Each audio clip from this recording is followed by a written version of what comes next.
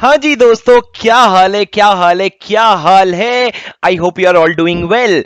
Sir, this video, you know what this video is, you saw the banner. I just want to tell you a few things. One, this is a very latest lecture updated for November 2022 और इसमें जो मैंने material use किया है ये मेरा absolutely latest material है जो नवंबर 22 और मई 23 के लिए एप्लीकेबल है। तो अगर आपके पास कोई पुराना मटेरियल है और अगर इसमें आपको मेरी स्क्रीन पे जो मटेरियल में चेंजेस दिख रहे हैं वो अगर आपको कंफ्यूजिंग लगे तो प्लीज प्लीज प्लीज आप अपने नोट्स में मेरे स्क्रीन के हिसाब से अपडेट कर लेना, बिकॉज स्क्रीन में जो है वो फाइनल है, वो नवंबर 22 के लिए एप्लीकेबल है और पूरा अमेंडेड है।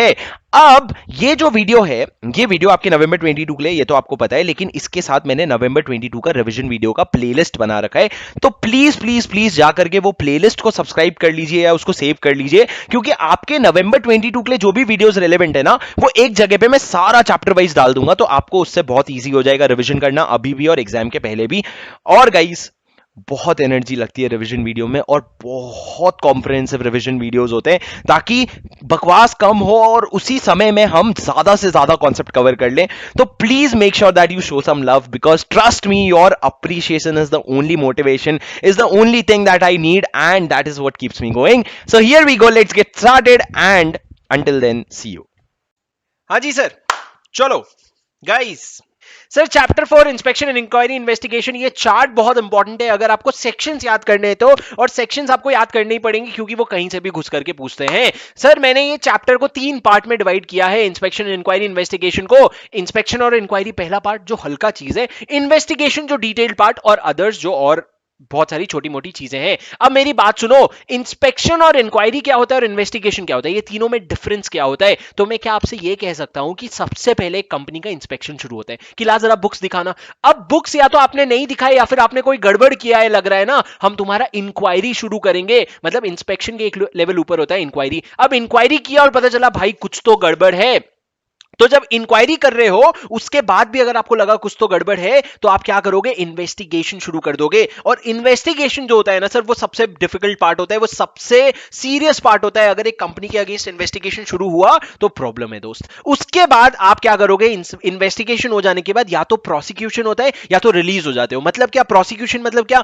अगर कोई एविडेंसेस मिल गए कि आपने फ्रॉड किया है, गलत किया है, तो आपके अगेंस्ट प्रोसिक्यूशन शुरू हो जाता है, वरना आप बच जाते हो। प्रोसिक्यूशन शुरू होने के बाद या तो आपको जेल बेल होती है या फिर आप फिर से छूट जाते हो। जो भी है सर, ये पूरा प्रोसेस होता है। बेसिक चीज होती है इंस्पेक्शन। सबसे पहले इंस्पेक्शन शुरू होता है। तो मैंने क्या किया है, आप देखो 206 से लेकर के 209 तक जो इंस्पेक्शन इंक्वायरी के बारे में है उसको लेफ्ट साइड में डाल दिया और बाकी सेक्शंस को इन्वेस्टिगेशन और अदर्स में बांट दिया। पहले इंस्पेक्शन और इंक्वायरी में घुसते हैं सर। इस चैप्टर की सबसे ज्यादा खासियत है लैंग्वेज। जो बहुत ज्यादा अंडरस्टैंडिंग लेके एग्जाम में जाओगे ना, कुछ नहीं हो पाएगा। वो आप डायरेक्टर्स के लिए लेके जाओ, लेकिन इस सेक्शन, इस चैप्टर का आपको लैंग्वेज लेकर के एग्जाम हॉल में जाना पड़ेगा। तो अपने साथ मेरे साथ अपनी समरी नोट्स खोल लो और आ जाओ sir chapter 4 inspection inquiry investigation पे। सर सुनो, 206 क्या कहता है। 206 क्या, मैं आपको ब्रॉडली ये बोल सकता हूं कि इंस्पेक्शन और इंक्वायरी जो होता है ना, ये जो इंस्पेक्शन और इंक्वायरी होता है, इसका पावर इन्होंने दो लोग को दे रखा है, आरओसी को और इंस्पेक्टर को। आरओसी को और इंस्पेक्टर को। और ये इंस्पेक्टर कौन बंदा होता है सर, ये वो बंदा होता है जिसको सेंट्रल गवर्नमेंट अपॉइंट करता है। ये दोनों ही इंस्पेक्शन इंक्वायरी कर सकते हैं, लेकिन आगे जाके जब इन्वेस्टिगेशन की बात आएगी ना, तो वो सेंट्रल गवर्नमेंट भी ऑर्डर कर सकता है और नेशनल कंपनी लॉ ट्राइब्यूनल भी ऑर्डर कर सकता है। सेंट्रल गवर्नमेंट खुद इंस्पेक्टर अपॉइंट करके भी कर सकता है या फिर वो चाहे तो एसएफआईओ के थ्रू भी कर सकता है। और अगर एनसीएलटी ऑर्डर करती है इन्वेस्टिगेशन तो सीजी के पास आना और सीजी इंस्पेक्टर अपॉइंट कर देगा। ऐसा कुछ कुछ तो भी है, वो अपन पढ़ेंगे धीरे धीरे, हौले हौले, धीमे धीमे। मेरी बात सुनो, 206 से लेकर के 209 तक अपने को पढ़ना है दोस्त। 206 और 9 में आरओसी और इंस्पेक्टर इंस्पेक्शन इंक्वायरी करता है। सुनो, 206 क्या है, power to call for information, inspect books and conduct inquiry. 206 में ही इन्होंने बोल दिया बुक्स मंगवाना, इंस्पेक्शन करना और इंक्वायरी शुरू कर देना। एक स्लैब है पहले जो हम बात करेंगे इंस्पेक्शन के बारे में। कौन इंस्पेक्शन करेगा सर, सबसे पहले रजिस्ट्रार की बात करते हैं। If the registrar, I try to keep it in English so that you retain the language of law, if on the basis of scrutiny of any documents और any information received by the ROC, उनके पास कोई information आया या उसको देखने के बाद, स्क्रूटनाइज करने के बाद, if ROC is of the opinion that further documents, informations or explanations are required, further document informations or explanations are required, then in that case what will happen, ROC will issue a written notice and require the company to furnish such information, explanation or produce any documents within such reasonable time as may be specified। मतलब क्या sir, ROC करे क्या बोलेगा, written notice issue करेगा और बोलेगा मेरे को और डॉक्यूमेंट्स चाहिए, डॉक्यूमेंट्स दो। ठीक है, ये पावर है सर आरओसी का कि अगर आपको लगता है और इन्फॉर्मेशन चाहिए तो आप मंगवा सकते हो, कितने समय में कहां मंगवाओगे वो सब आप अपने नोटिस में लिख सकते हो। कौन मंगवा रहा है? आरओसी। अब सर एक क्वेश्चन ये आता है कि जब आरओसी नोटिस भेजता है, रिटन नोटिस की मेरे को डॉक्यूमेंट चाहिए, तो क्या होगा? It will be the responsibility of the company and the officers of the company to produce such documents और to furnish such information explanation. क्या बोला सर मैंने? जब ऐसा नोटिस आएगा तो कंपनी की ड्यूटी हो जाएगी और उसके ऑफिसर्स कंसर्न की ड्यूटी हो जाएगी कि वो नोटिस, वो सारी चीजें फर्निश करे, इंफॉर्मेशन एक्सप्लेनेशन और डॉक्यूमेंट्स को प्रोड्यूस करे। पर सर क्या कोई पुराना एम्प्लॉय, कोई जो आज एम्प्लॉय नहीं है, पुराना एम्प्लॉय, क्या वो भी रिस्पॉन्सिबल होता है? नहीं सर, अनलेस आरओसी उनको स्पेसिफिकली रिटन नोटिस भेजे, अनलेस वो हो तब तक वो रिस्पॉन्सिबल नहीं होता। पर हां, अगर आरओसी ने अलग से तुमको नोटिस भेज दिया ना दोस्त, तो तुम रिस्पॉन्सिबल हो जाओगे। तुमको क्या करना पड़ेगा? इंफॉर्मेशन एक्सप्लेनेशन फर्निश करना पड़ेगा to the best of your knowledge, to the best of your knowledge you will have to furnish a past officer। लेकिन उसके अलावा अगर कंपनी पे नोटिस आता है ना, तो आज जो कंपनी में ऑफिसर है वो बाय डिफॉल्ट लायबल हो जाते हैं, ड्यूटी हो जाती है उनकी इंफॉर्मेशन एक्सप्लेनेशन देना। अब क्या सर, आपने नोटिस भेज दिया था और नोटिस का क्या हुआ? या तो कोई रिस्पॉन्स नहीं आया, no information explanation is furnished, या फिर रिस्पॉन्स आया वो इनएडिक्वेट था, इंफॉर्मेशन और एक्सप्लेनेशन इज इनएडिक्वेट, या फिर on scrutiny of the documents furnished registrar is satisfied that unsatisfactory state of affairs exist and does not disclose fair statement. क्या हो रहा है सर? या तो कोई रिप्लाई आया ही नहीं, या फिर रिप्लाई आया वो इनएडिक्वेट था, या फिर डॉक्यूमेंट्स की स्क्रूटनी करने के बाद आरओसी को लगा कि कुछ तो गड़बड़ है Daya. Registrar is satisfied that unsatisfactory state of affairs exist and it does not disclose true full statement. पूरा सब कुछ नहीं डिस्क्लोज कर रहे हैं, तो क्या होगा? इस बार आरओसी एक कदम ऊपर जाएगा और बोलेगा मेरे को तुम्हारा बुक्स और पेपर्स चाहिए, बुक्स एंड डॉक्यूमेंट्स चाहिए। आरओसी में by another written notice call to produce books of accounts, books और papers at such time as may be present. तो पहले उसने सिर्फ बेसिक नोटिस भेजा, उसने बेसिक इंफॉर्मेशन मांगा, तुमने दिया या नहीं दिया? दिया, और अगर इनकंप्लीट दिया या फिर दिया और लगा कुछ तो गड़बड़ है दया, तो वो क्या करेगा? आपसे books and papers, books of accounts मंगवाएगा, जहां उसकी मर्जी। उसके बाद क्या होगा सर? यहां पे आपका इंस्पेक्शन वाला पार्ट खत्म होता है, यहां पे आपका इंस्पेक्शन वाला पार्ट खत्म होता है जो अभी तक आरओसी कर रहा था। आगे क्या होगा सर? अब इंक्वायरी शुरू होगी। कैसे? अगर ROC is satisfied based on information available with him और representation made by the person. जैसे कि अभी मैंने आपको क्लास में एग्जांपल दिया था कि अगर ईडलवाइज असेट रिकंस्ट्रक्शन कंपनी के अगेंस्ट एक लेटर गया है प्रधानमंत्री ऑफिस में कि ये जो कंपनी है ना, ये कुछ गलत काम कर रही है, अगर ऐसा कुछ नोटिस गया है और उसके वजह से अगर कोई इंस्पेक्शन शुरू करना है, if registrar is satisfied that based on information available or any representation made by any person, उसको ये लगता है तीन चीज, मेरे तरफ देखो, तीन चीजें क्या है? एक्चुअली दो चीजें, उसको तीन पार्ट में डिवाइड करते हैं। पहला, if the registrar is satisfied that the business is being conducted for fraudulent or unlawful purpose or not in compliance with the provision of this act, या तो फ्रॉड हो रहा है या गलत तरीके से काम हो रहा है, या फिर grievances of the investors are not redressed, ये दोनों में से कुछ भी हो रहा है, या तो फ्रॉड हो रहा है या तुम कंप्लाइंस नहीं कर रहे हो, या फिर ग्रीवेंसेस एड्रेस नहीं हो रहे, तो क्या करेगा रजिस्ट्रार ऑर्डर देगा, तीन में से तीनों चीज करेगा सर। तीन चीज साइमल्टेनियसली, तीन चीज करेगा। ये एग्जाम में आया था सर। क्या करेगा तीन चीज? सबसे पहले तो मान लो आपका ईडलवाइज एआरसी के अगेंस्ट रिप्रेजेंटेशन आया, तो आरओसी क्या करेगा? सबसे पहले ईडलवाइज एआरसी को एक इन्फॉर्म करेगा the grounds by way of written order, inform the company of the allegations by way of written order, तेरे अगेंस्ट क्या एलिगेशन है। उसके बाद क्या करेगा? Require furnishing of such information and explanation, हमको क्या इंफॉर्मेशन एक्सप्लेनेशन चाहिए, और उसके साथ साथ call for such inquiry as it may deem fit. उसके बाद वो इंक्वायरी शुरू कर देगा, लेकिन पहले ग्राउंड्स इन्फॉर्म कर देना उसको और उससे इंफॉर्मेशन मंगवा लेना और इंक्वायरी शुरू करवा लेना, लेकिन उसके पहले reasonable opportunity of being heard जरूर दे देना। ओ जाने जा ओ बी एच ओ जाने जाना नहीं, ओ बी एच, ये वाला सर, ये तीनों अपॉर्चुनिटी ऑफ बीइंग हर्ड देने के बाद आप इंक्वायरी शुरू कर सकते हो। लेकिन सर ये ध्यान रखना, रजिस्ट्रार इंक्वायरी कब शुरू कर रहे हैं? या तो फ्रॉड हो रहा है, या नॉन कंप्लायंस हो रहा है, या ग्रीवेंसेस इन्वेस्टर्स के रीड्रेस नहीं हो रहे हैं। उसके अलावा सर सेंट्रल गवर्नमेंट भी डायरेक्ट कर सकता है आरओसी को या इंस्पेक्टर को कि तुम इंक्वायरी कर लो अगर सर्कमस्टेंसेस सो वारंट। ईडलवाइज के केस में एक्चुअली यही तो हुआ था ना, सेंट्रल गवर्नमेंट के पास नोटिस गया, तो सेंट्रल गवर्नमेंट ने गाइड किया, आरओसी को या इंस्पेक्टर को नहीं किया, उसने एमसीए को किया। पर आरओसी या इंस्पेक्टर को आप बोल सकते हो इंक्वायरी कर ले भाई, अगर फ्रॉड निकला तो 447 के लायबल हो जाओगे, 447 के अंडर लायबल हो जाओगे। अगली बार जब हमारे रिवीजन में 447 आएगा ना, हम 447 रिवाइज करेंगे, तब तक अगर तुमको तुम्हारा दिमाग चलाना है तो चला लो। अभी के लिए आगे बढ़ते हैं सर, अभी आ जाएगा थोड़ी देर में 447, ठीक है। पर सर 447 में आप लायबल हो जाओगे। ये किसके बारे में था? इंक्वायरी के बारे में। इसके आगे सेंट्रल गवर्नमेंट अगर फिर भी सैटिस्फाइड है that circumstances so warrant, it में direct inspection also by inspector appointed. जो भी इंस्पेक्टर अपॉइंट हुआ है उसको वो बोलेगा इंस्पेक्शन कर ले, उसके लिए इंस्पेक्टर अपॉइंट करेगा और उसको बोलेगा इंस्पेक्शन कर ले, मतलब सर अगर सेंट्रल गवर्नमेंट को लगता है तो वो इंक्वायरी भी कर सकता है, सेंट्रल गवर्नमेंट को लगता है वो तो इंस्पेक्शन भी कर सकता है। और बस इतना ही नहीं, अगर सेंट्रल गवर्नमेंट को लगता है कि कोई और अथॉरिटी है जिसको इंस्पेक्शन करना चाहिए, जैसे कि इनकम टैक्स अथॉरिटी हो गया, कोई भी और अथॉरिटी हो गया, तो सेंट्रल गवर्नमेंट जनरल ऑर्डर या स्पेशल ऑर्डर से क्या करेगा, ऑथराइज करेगा स्टैट्यूटरी अथॉरिटी को टू कैरी सच इंस्पेक्शन, कि हम तेरे को आदेश दे रहे हैं, हम तेरे को ऑथराइज कर रहे हैं कि तू ये इंस्पेक्शन कर ले। उसके बाद क्या है sir, punishment of company on officer in default 1 lakh रुपए plus additional fine 500 rupees per day after the first. क्या है सर, अगर अगर अगर अगर अगर आप 200 क्या पढ़ रहे हैं सर, हम 206 पढ़ रहे हैं, 206 में अगर आप डिफॉल्ट करते हो ना, तो company and officer in default पे 1 लाख रुपए की पेनल्टी लगेगी plus additional fine 500 rupees per day after the first. ठीक है, उसके बाद आ जाते हैं सर 207 पे, जो बहुत इंपॉर्टेंट सेक्शन है। 206 बेसिक था, 207 बहुत बार एग्जाम में आता है। सर इंस्पेक्शन इंक्वायरी करोगे कैसे, how will you conduct the inspection और इंक्वायरी? तो दो लोग होते हैं, एक तो कंपनी जिसपे नोटिस आ रही है, दूसरी तरफ आरओसी इंस्पेक्टर जो नोटिस भेज रहा है। पहले कंपनी का देख लेते हैं। जो कंपनी नोटिस जिसके पास आई है ना, it will be the duty of the company and its officer and all its employ to do what, to produce documents, to furnish information और explanation and to render such assistance. जो भी उनको चाहिए वो तुम असिस्टेंस रेंडर करो, to produce such document, to furnish information और to render assistance. लेकिन सर ये तो किसकी रिस्पांसिबिलिटी है, कंपनी की। लेकिन आरओसी का पावर क्या है, इंस्पेक्टर का पावर क्या है? आप बोल रहे हो इंक्वायरी कर, लेकिन इंक्वायरी में आगे किसी को कंटाप के नीचे बजा सकता है कि नहीं? उसकी पावर क्या है भाई, सिंपल पावर है, तू किसी डॉक्यूमेंट का चाहे तो कॉपीज बना सकता है, और तू चाहे अगर तो आइडेंटिफिकेशन मार्क्स थप्पा लगा सकता है जो इस चीज का तो इंस्पेक्शन कर रहा है as a token of inspection. उसके अलावा सर इतने में क्या होगा, और भी थोड़ा पावर होना चाहिए ना। तो लॉ ने बोला हम तुमको वो पावर दे रहे हैं जो पावर सिविल कोर्ट के पास होता है।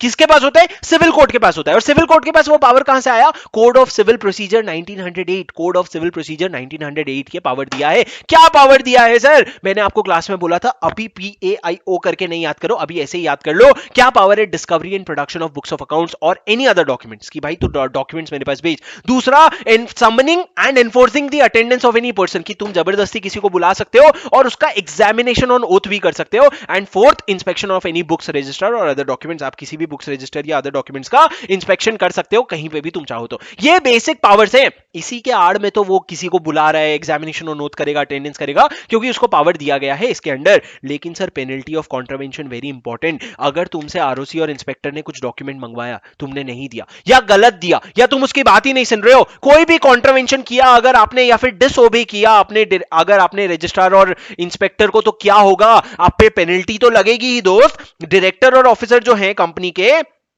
डायरेक्टर और ऑफिसर जो है कंपनी के, वो इंप्रिजन हो जाएंगे 1 साल तक के लिए, and fine 25,000 to 1 lakh rupees. Sir ऊपर क्या था, आपको जेल नहीं लिखा था ऊपर, इन्होंने बस लिखा था 1 लाख रुपए से फाइन शुरू होगा, लेकिन यहां क्या है, जेल 1 साल तक की होगी और फाइन 25,000 से 1 लाख का होगा।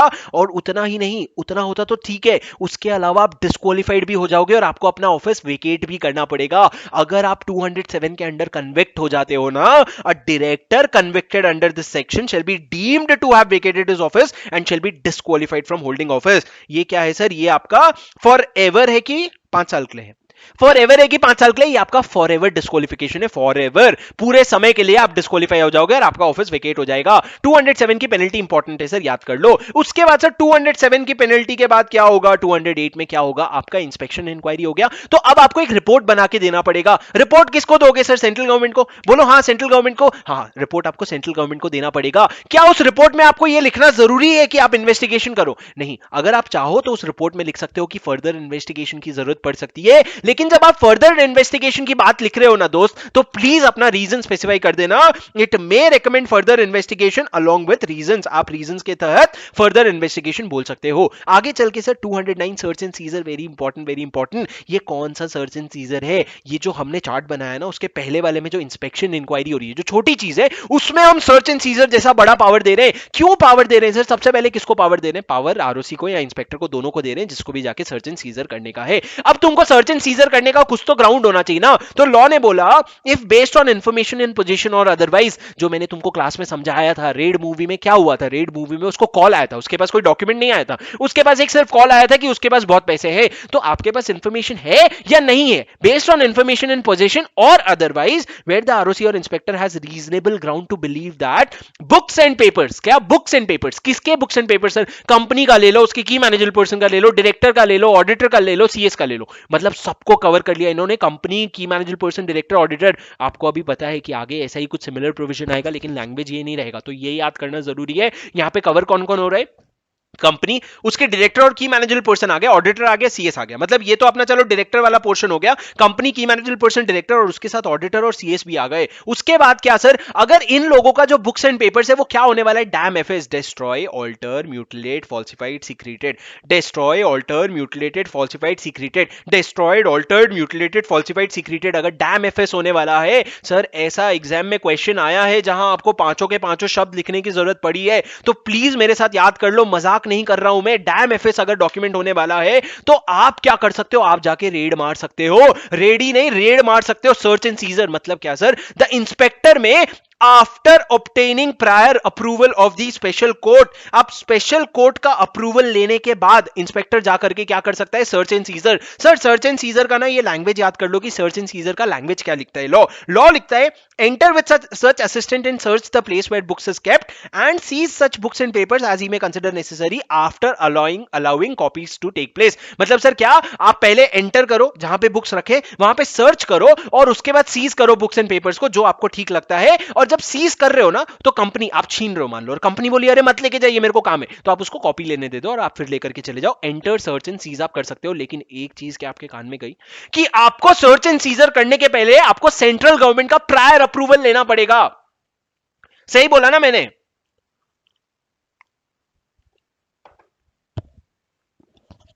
सर आपको सेंट्रल गवर्नमेंट का नहीं, आपको स्पेशल कोर्ट का प्रायर अप्रूवल लेना पड़ेगा। उसके अलावा कस्टडी, जब आप एक बार सर्च एंड सीज करके ले आते हो ना तो आपके पास 180 डेज तक डॉक्यूमेंट रह सकता है। 180 डेज के आगे एक भी दिन नहीं रखोगे, जैसे ही 180 डेज खत्म होता है आपको रिटर्न करना पड़ेगा वो document. You will have to return those documents, but if you want you can call it for a further period of 180 days by an order in writing. अब सर रिटर्न करने के पहले आपको कॉपीज लेना है, आइडेंटिफिकेशन मार्क्स लगाने, वो आप लगा सकते हो। ये हमारा पूरा पार्ट 1 था सर, जहां पे हम इंक्वायरी इन्वेस्टिगेशन की बात कर रहे हैं, ठीक है, सॉरी इंक्वायरी इंस्पेक्शन की बात कर रहे हैं। अब आ जाते हैं इंस्पेक्शन इन्वेस्टिगेशन में। आपको पता है इन्वेस्टिगेशन कौन कौन से सेक्शन में होता है? इन्वेस्टिगेशन होता है 210, 213, 216, 219, 210, 13, 16, 19, तीन तीन का ऐड करते जाओ। उसके साथ साथ आपको यह भी पता है कि इन्वेस्टिगेशन जो है वो एसएफआईओ में 212 में भी होता है, वो हम एक साथ पढ़ेंगे। तो सर 5 तरह के इन्वेस्टिगेशन क्या है पहले वो पढ़ लेते हैं। सबसे पहले सर 210 वाला इन्वेस्टिगेशन, प्लीज मेरे साथ ना कॉन्सेप्चुअली अभी समझते जाओ, क्योंकि अब बहुत इंपॉर्टेंट पार्ट शुरू हो रहा है, एग्जाम में क्वेश्चन ज्यादातर यहीं से आता है।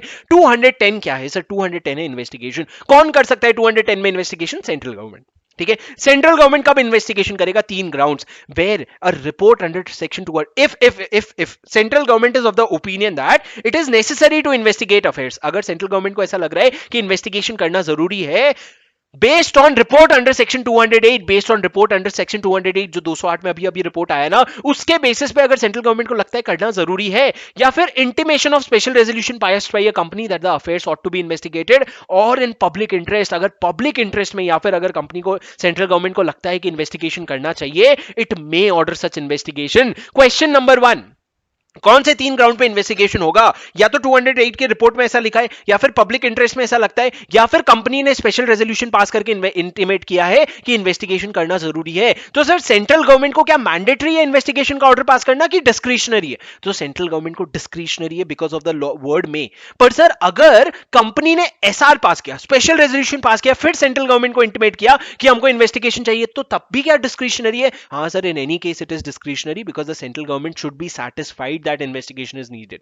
अगर सेंट्रल गवर्नमेंट को लग रहा है सैटिस्फाइड नहीं है वो, तो इन्वेस्टिगेशन नहीं होगा। अब सर जैसे ही वो इन्वेस्टिगेशन करेगा, वो एक इंस्पेक्टर अपॉइंट कर देगा जो इन्वेस्टिगेशन करके उसको रिपोर्ट करेगा। पर सर सेंट्रल गवर्नमेंट नहीं, अगर national company law tribunal NCLT भी अगर इन्वेस्टिगेशन का ऑर्डर दे रहा है ना, तो वो ऑर्डर आने के बाद सेंट्रल गवर्नमेंट क्या करेगा? एक इंस्पेक्टर अपॉइंट कर देगा और बोलेगा जा इन्वेस्टिगेशन करके मेरे को रिपोर्ट दे ला करके। अब सर 210 के बाद 213 में चले जाते हैं जो एनसीएलटी के इन्वेस्टिगेशन की बात करते हैं, फिर 211 12 पे आएंगे। 210 कौन कर रहा है सर इन्वेस्टिगेशन? सेंट्रल गवर्नमेंट कर रहा है। 213 में कौन इन्वेस्टिगेशन करता है? 213 में investigation by companies affair in other cases. कोई और केस में इन्वेस्टिगेशन कौन करेगा? वो करेगा ट्राइब्यूनल।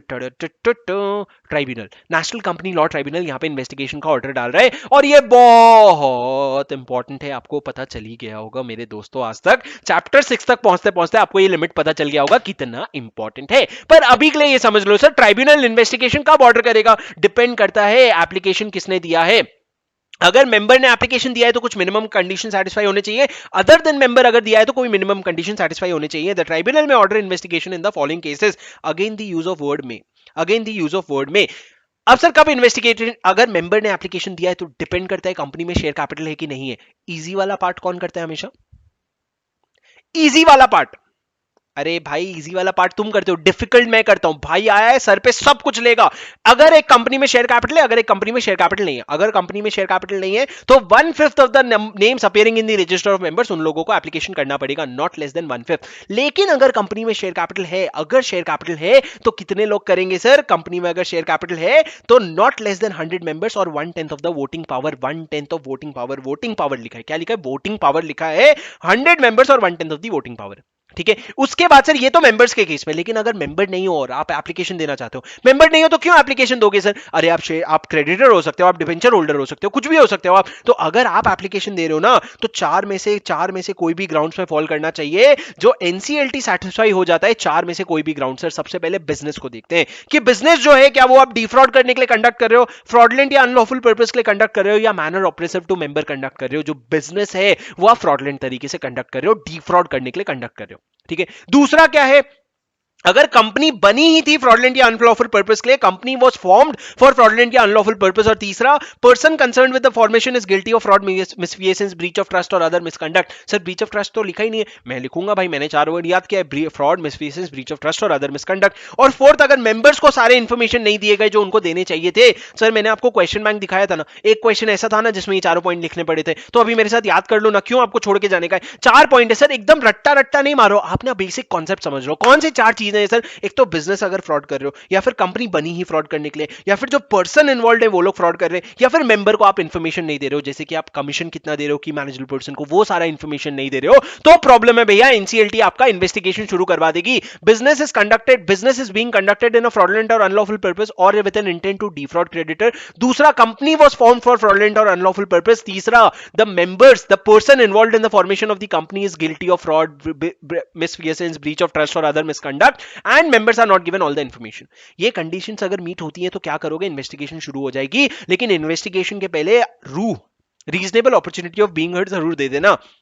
अब सर सुनो, जैसे ही एनसीएलटी इन्वेस्टिगेशन ऑर्डर करेगी क्या होगा? जैसे ही एनसीएलटी ऑर्डर करेगी ना इन्वेस्टिगेशन का, वैसे ही क्या हो जाएगा? इंस्पेक्टर अपॉइंट करना पड़ेगा। और इंस्पेक्टर कौन अपॉइंट करेगा? इंस्पेक्टर आपका सेंट्रल गवर्नमेंट अपॉइंट करेगा, national company law tribunal inspector खुद से अपॉइंट नहीं करती है। उसके बाद सर अगर इन्वेस्टिगेशन के बाद ये लगता है कि जो पर्सन है वो गिल्टी ऑफ फ्रॉड है, तो officer in default and concern person shall be guilty of section 447। 447 के अंडर आप गिल्टी हो जाओगे।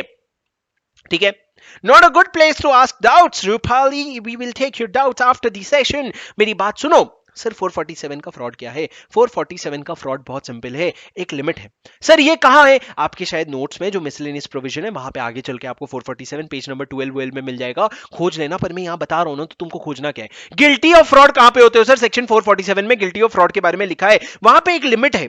उस लिमिट के ऊपर अगर आप गिल्टी हो तो अलग पेनल्टी है, लिमिट के नीचे अगर गिल्टी हो तो अलग पेनल्टी है। लिमिट क्या है? बोलो बोलो बोलो बोलो।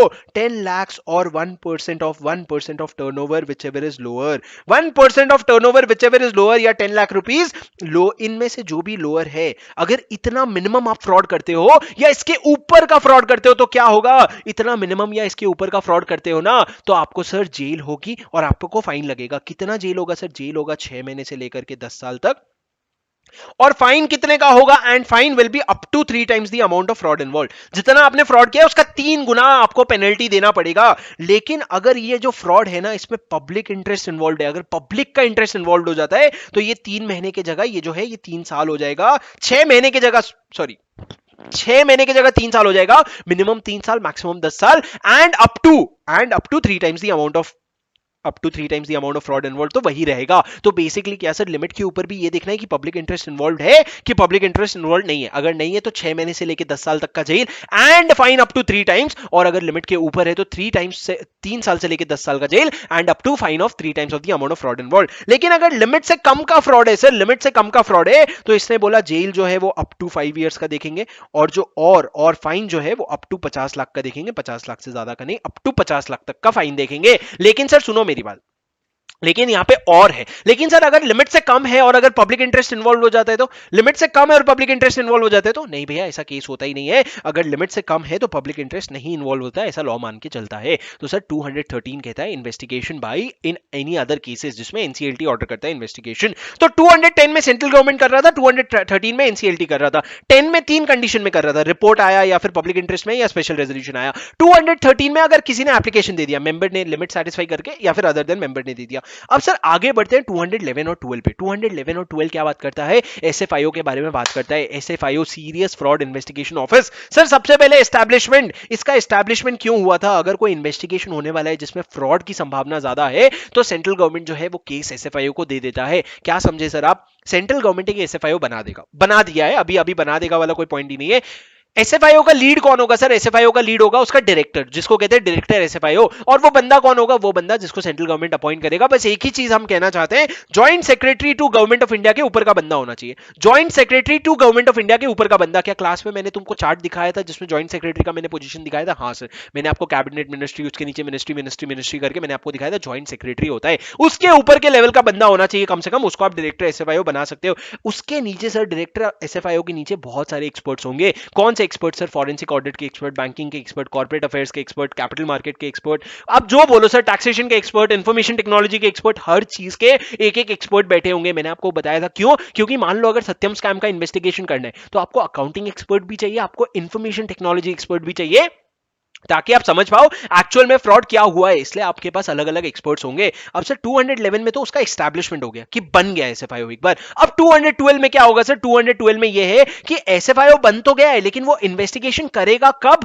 और करेगा कैसे। तो सबसे पहले आंसर करते करेगा कब, करेगा तब जब उसको सेंट्रल गवर्नमेंट बोलेगा कि भाई इन्वेस्टिगेशन कर ले। अगर सेंट्रल गवर्नमेंट को ऐसा लगता है कि ये इन्वेस्टिगेशन बहुत बड़ा है और इसमें हमको सिंघम की जरूरत है तो सिंघम में सर एसएफआईओ आता है, where central government is of the opinion that the affairs ought to be investigated by the SFIO based on report under 208 information of SR passed by the company and in public interest। अरे ये तो वही 3 point है ना जो 210 में ऊपर लिखे थे। हाँ सर, सेंट्रल गवर्नमेंट के पास ये 3 केस में या फिर उसके अलावा on request of any department of central government या स्टेट गवर्नमेंट, अगर किसी डिपार्टमेंट के रिक्वेस्ट पे अगर सेंट्रल गवर्नमेंट को ऐसा लगता है कि भाई ये केस ना एसएफआईओ करेगा, ये केस एसएफआईओ लीड करेगा, इसके लिए तो हमको एसएफआईओ चाहिए, तो मस्त ऐसा एसएफआईओ एंट्री मारेगा सर। Central government may by order assign such investigation to SFIO. और जब एसएफआईओ के पास एक बार केस आ जाता है ना तो पूरा पावर डायरेक्टर एसएफआईओ के पास चला जाता है, पूरा पावर डायरेक्टर एसएफआईओ के पास चला जाता है। डायरेक्टर एसएफआईओ इन्वेस्टिगेट अभी इंस्पेक्टर अपॉइंट करेगा।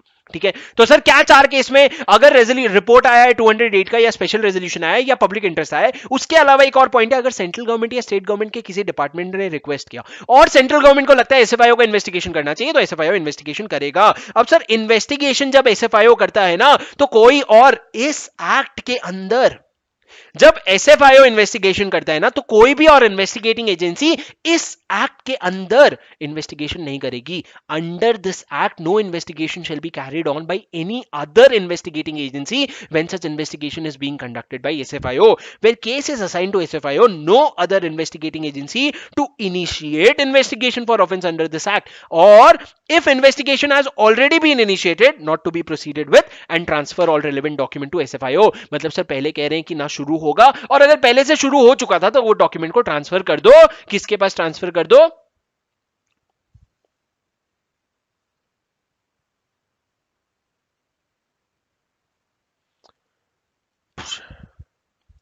मैं मिनिमाइज कर रहा हूं, तुम मेरे को डिस्ट्रैक्ट कर दिए साइड ही।